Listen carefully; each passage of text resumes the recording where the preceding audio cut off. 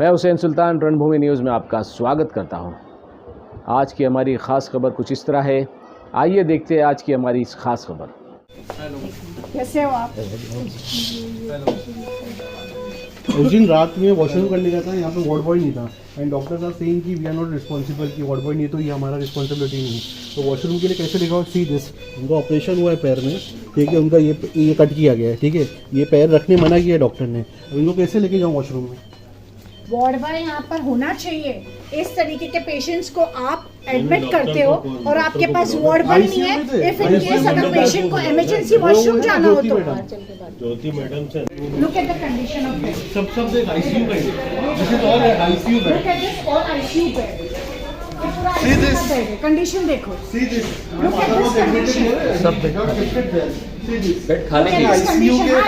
ICU के patient यहाँ पे ऐसे एडमिट होते हैं। बेड खाली है लेकिन बोलते हैं फुल है, ये देखो बेड खाली भी है। मजबल खान इतना बेहतरीन नाम, इतनी बेहतरीन शख्सियत जो फ्रीडम फाइटर है, उनके हॉस्पिटल, उनके नाम पे ये हॉस्पिटल है, उनके नाम की लिटरली तौहीन हो रही है। आप बेडशीट देखो, look at the condition of bedsheet. I mean मजाक है, it's a joke. Come no bedsheet is clean, nothing, the entire hospital is bloody dirty out there.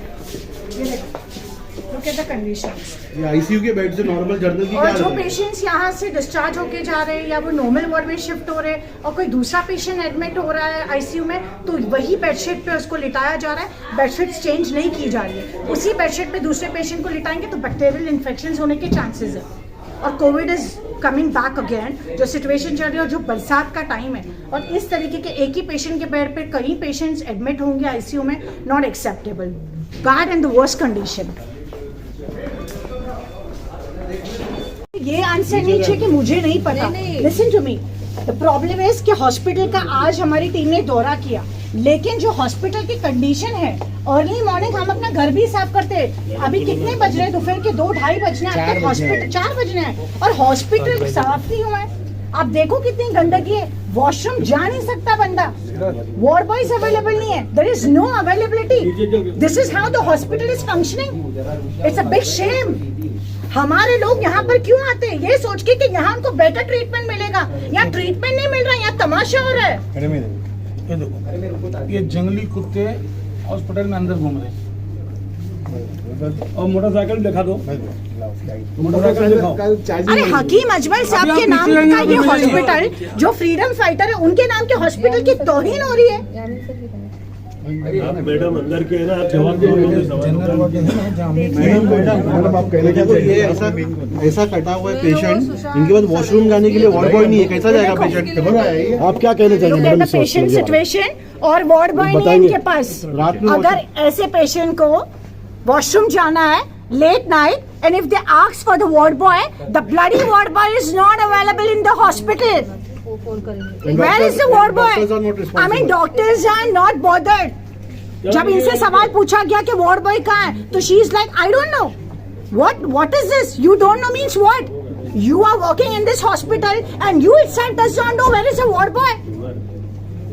अवर साहब देखिए, ये फुल फ्लैश में आपने हॉस्पिटल शुरू किया था इलेक्शन की आचार संहिता लगने के दिन। आपको तो ये भी नहीं पता कि हॉस्पिटल में पानी आ रहा है कि नहीं आ रहा है। राबोड़ी के लिए सक्षम है तो राबोड़ी की फिक्र मत करो, मुमरा की फिक्र करो। और अभी नालों पे भी विजिट कर रहे, नालों का टका अभी तक पहुंचा नहीं है, इसीलिए दौरा हो रहा है कहाँ किधर क्या हो रहा है, ताकि वो लेटरबाजी कर सके और अपना परसेंटेज मांग सके।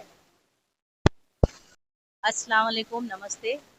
मुझे आज इस विजिट के दौरान एक चीज़ का जो एहसास हुआ है वो ये है कि हमारी मुमरा की आवाम को जो बेवकूफ़ बनाया जा रहा है, ये बोल के हाँ, कमिश्नर साहब के पास तो डेलीगेशन लेके जाएंगे ही। इसके अलावा हमारी जनता को भी तो पता चलना चाहिए कि यहाँ पे क्या होता है, क्योंकि वो हमेशा सवाल जो है नगर सेवकों से करते हैं, क्योंकि नगर सेवक जो है लोकल में बेचारे घूमते रहते हैं, हमारे समाज सेवक जो है लोकल में घूमते रहते हैं, उनसे सवालात करते हैं।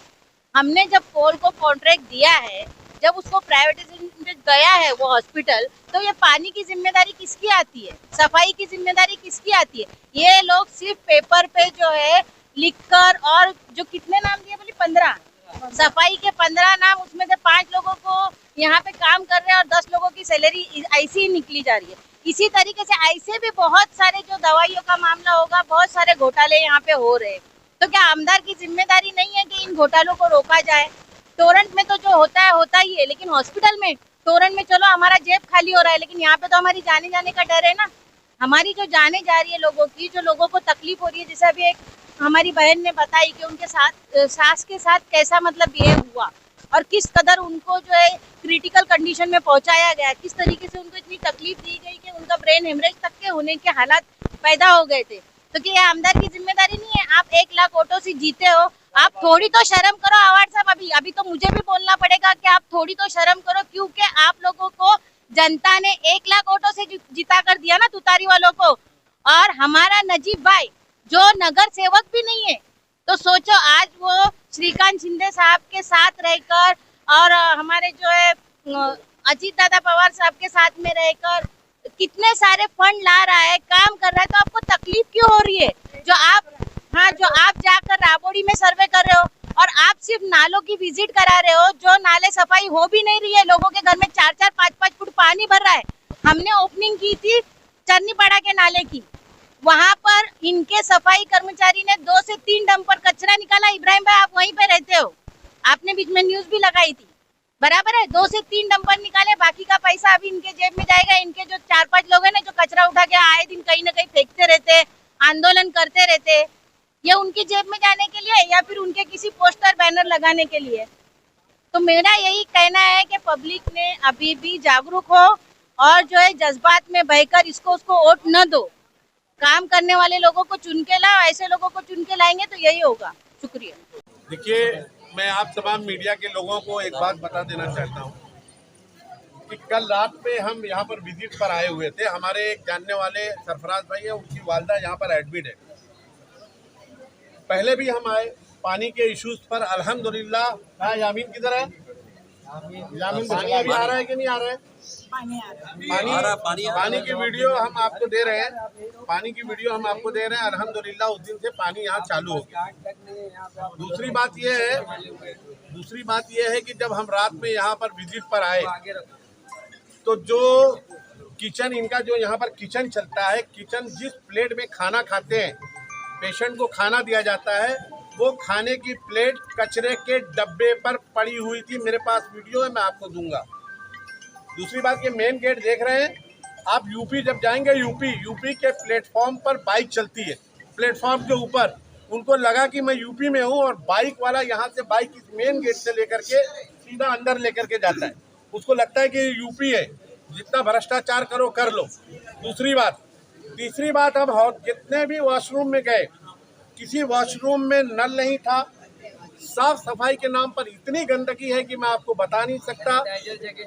सैनिटाइजर नहीं है, हैंड वॉश नहीं है, बाथरूम का पंखा चालू है। हमने यहाँ पर आकर के पूछा कि रात में कितने लोग हैं स्टाफ के, तो उन्होंने कहा कि 5 लोग हैं। 5 लोग में से 4 लोग यहाँ पर मौजूद थे, एक गैर हाजिर था। तीसरी बात यह है कि हमको ये मालूम पड़ा, अभी कुछ लोगों ने हमको, यहीं के लोगों ने बताया है कि 15 लोगों की सैलरी ली जा रही है और 5 लोग ड्यूटी करते हैं। इस हॉस्पिटल को जब ओपनिंग की गई थी फुल फ्लश में, तो ये कहा गया था कि ये हॉस्पिटल पूरी तरीके से कंप्लीट हो चुका है। 50 लाख का हॉस्पिटल 1.5 करोड़ रुपए में पहुंच गया। मैं आमदार साहब से सिर्फ एक ही बात पूछना चाहता हूँ, आपको कलवा मुमरा के लोगों ने वोट दिया है, आप कलवा मुमरा की फिक्र करते हुए फिक्र करें। हॉस्पिटल में क्या करप्शन चल रहा है। मित्तल का रोड जो बना है 50 करोड़ से 150 करोड़ रुपया पहुंच गया। राबोड़ी ना जाए, राबोड़ी के लोग हैं देखने वाले। आप पहले अपने शहर की फिक्र करें। शहर में जो करप्शन हो रहा है टोरेंट के नाम पर, हॉस्पिटल की वो हालत है। क्या मैं पहले भी कहा था कि इसमें कुत्ते, मैंने देखा उसका वीडियो में, कुत्ते घूम रहे हैं। जब खाने की प्लेट कचरे के डब्बे में पड़ी हुई है, वही खाने की प्लेट में आप पेशेंट को खाना देते हैं। आपके बाद जो सरफराज भाई की अम्मी है, उनको हॉस्पिटल में ऊपर आईसीयू में शिफ्ट करना था, आदमी नहीं थे। इनके लोग ले जाकर के ऊपर, घर वाले खुद ले जाकर के वहाँ पर उनको एडमिट किए। और जो डॉक्टर वहाँ मौजूद था, डॉक्टर ने ये पूछा कि भाई उसकी रिपोर्ट तो दो, 3 दिन से पेशेंट एडमिट है। उनके पास ऊपर की कोई रिपोर्ट नहीं थी, नीचे क्या डॉक्टर ने उनको जवाब दिया है। मैं बार बार कह रहा हूँ, आमदार साहब, आपको ऐसा लगता है कि आपको राबोरी में जाकर के मेहनत करनी है तो एक बार राबोरी से इलेक्शन लड़ो, वहाँ लड़ लो, मुमरा छोड़ दो। हम मुमरा में हैं, मुमरा के लोग सक्षम है। और हमारे मुमरा का एक वसूल था कि कोई भी नगर सेवक किसी भी पार्टी का हो किसी के वार्ड में जाके इंटरफेयर नहीं करता था। अब आप लोग सवाल ये करेंगे, कुछ लोग कह रहे हैं कि नजीब मुल्ला साहब मुमरा आते हैं, अवार्ड साहब मुमरा गए तो बहुत बुरा लगा।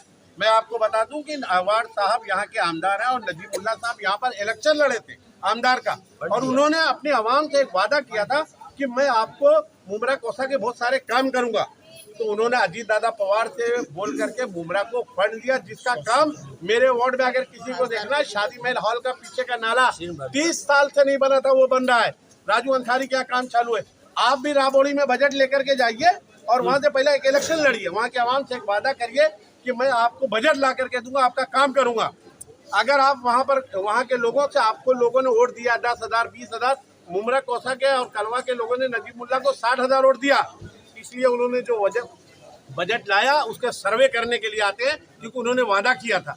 आप भी राबोरी से इलेक्शन लड़िए, बजट लाइए, घूमिए, वहाँ पर कोई पूछने नहीं आएगा। अरे हॉस्पिटल तो संभलने नहीं जा रहा है, अपना घर संभल नहीं रहा है, दूसरे के घर में झांक रहे हो जाकर। गलत तरीका है। टोरेंट के नाम पर करप्शन, हॉस्पिटल में करप्शन, रोड में करप्शन और झाड़ू खाते में करप्शन। जो हॉस्पिटल में ड्यूटी करते हैं जो हॉस्पिटल में ड्यूटी करते हैं वही क्रिस्टल में भी ड्यूटी करते हैं, यहाँ से भी। और पहली बात मैं आपको ये बता दूं, इस हॉस्पिटल में ड्यूटी करने वाले सबसे ज्यादा किसके लोग लगाए हुए पता कर, उन्हीं के लोग हैं। कहाँ से हॉस्पिटल सुधरेगा, हॉस्पिटल सुधरेगा ना। और ये सुनिए, यहाँ पर ये देख रहे हैं, ये जितने दलाल है ना यहाँ पर, दलाल, ये पोल के दलाल लोग हैं यहाँ पर। मैं नीचे के स्टाफ को कुछ नहीं बोलूंगा, ये तो बेचारे क्या करेंगे, क्या काम करेंगे। थाने महानगर पालिका कमिश्नर साहब के पास ये डेलीगेशन जाएगा। ये हॉस्पिटल का जो हालत बना करके रखा है ना, ये आवाम के पैसे का है। कोई जितेंद्र अवार्ड साहब ने रात से स्टेट से पैसा नहीं लाया था, नगर सेवकों का पैसा है। नगर सेवकों ने मेहनत करके इस आवाम जो टैक्स भरती है, ये उसके पैसे से बना हुआ है। तो क्रेडिट मत लो, इसकी क्रेडिट अगर किसी को मिलनी चाहिए तो स्थानीय नगर सेवक लोग को मिलनी चाहिए थी। आप आके क्रेडिट लेते हो तो यहाँ की जो हालात बद से बदतर, उसकी भी क्रेडिट लो ना, क्यों नहीं लेते आप।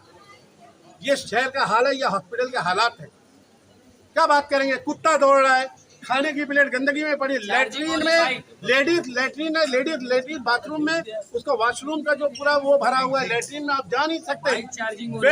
बेड जा करके देखो, बेड की हालत देख लो, चादर की हालत देख लो। किस विषय पे बात करोगे। अभी आएंगे कुछ लोग, है तमाशा करने वाले उस टीम में, बंदर मदारी लोग। एक आदमी डमरू बजाता है, सारे वो तुतारी का मदारी लोग यहाँ आएंगे, अभी लेटेंगे यहाँ पर, जिंदाबाद मुर्दाबाद, आगे बढ़ो पीछे बढ़ो। खाली पीछे ही करोगे तुम, शहर को आगे नहीं बढ़ा। आगे अगर कोई बढ़ाएगा तो टीम नजीमुल्ला बढ़ाएगी